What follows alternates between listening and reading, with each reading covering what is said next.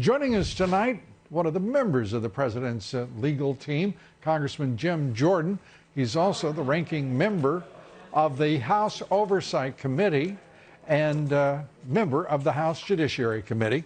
Congressman, great to see you. Good to be with you. We're in the, I guess you would call this the final throes of the paroxysm of the shifty shift team. What do you make of what they've done over these last few days?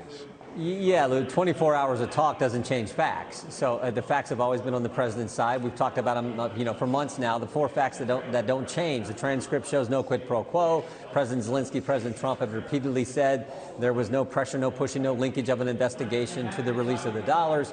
The Ukrainians didn't know aid was held up at the time of the call, and of course they took no action, i.e. they made no announcement of an investigation before they received the aid. So those facts, no matter how long Adam Schiff and the Democrats talk, won't change. I think it's interesting, all the adjectives used to describe Chairman Schiff's presentation: dazzling, brilliant, all the things they said. It reminded me of President Reagan's quote. He said, it's not the reviews that count, it's what happens at the box office. And I really think the box office this November, the voters are going to speak loudly and clearly, and President Trump's going to win in a big way.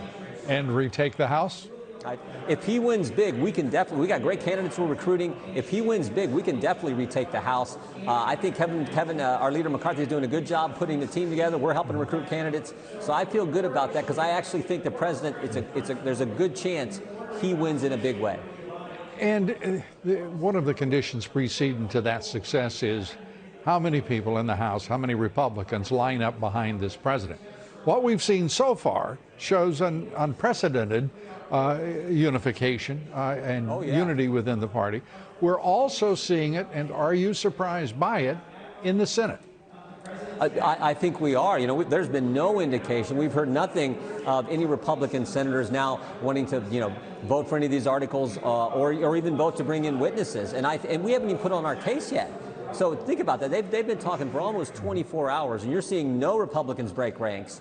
I think that's a great sign, particularly, as I said, we haven't even put on our case yet, which is so strong on constitutional grounds for the president. The president's team, we can also argue the lack of due process that took place in the House proceedings, where we couldn't call any witnesses. Right. The White House counsel couldn't be present there. But the strongest argument are the facts. The four facts I just talked about are all on the president's side.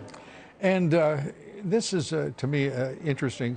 Senator McConnell says the session tomorrow will begin at 10 a.m. and run for several hours. What will happen in that period of time? Well, I think they'll begin to lay out a framework for what they're going to present. And again, they're going to have we've been working with the White House counsel's team. These are great lawyers. They're going to have a strong case for the president because they got those three areas. The strong constitutional arguments they can make. I mean, think about it. Obstruction of Congress. My colleague John Ratcliffe had the best line. Obstruction of Congress is what the founders called separation of powers. So they got the strong argument on constitutional grounds. They got a strong argument on the lack of due process, the unfair process that took place in the House. And then they can argue the facts. The facts are so strong. What happened in that short time period when aid was being held, so strong, they have that case to make as well. And I think they'll preview all that and then really get into it on Monday. To underscore the point you made at the outset of our conversation tonight, all of the facts are on the president's side and have been from the moment he was elected. He has also been under assault by the radical Dems, trying to either block his election or overthrow his presidency ever since. Now we learn from Judge James Boasberg, the presiding judge for the FISA court, that two of the Carter Page FISA warrants had absolutely no what they call predication. I love the fancy word you attorneys use on this. There was no cause, no probable cause, no basis in reason whatsoever to proceed against him. That means the courts were themselves complicit in the corruption, as well as the FBI, as well as the Justice Department, and we still don't have an accounting. Not yet. What do you think? No, the one thing, we've been talking about this for 2 years. We were vindicated. The only thing we got wrong over the 2 years, Lou, all the talk you were doing about what took place with the FBI at the FISA court, and all of us who talked about this, the only thing we had wrong is it was worse than we thought.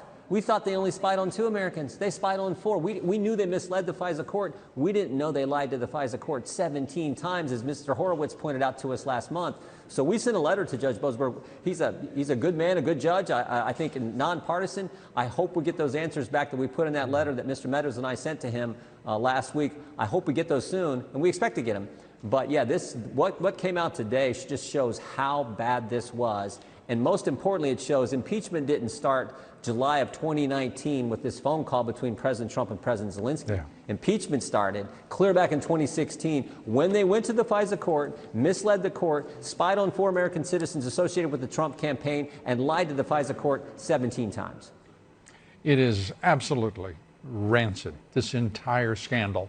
Sure it is without question the worst in this country's history, and it is still not resolved. Congressman Jim Jordan at the forefront of those trying to make certain it is resolved and justice done.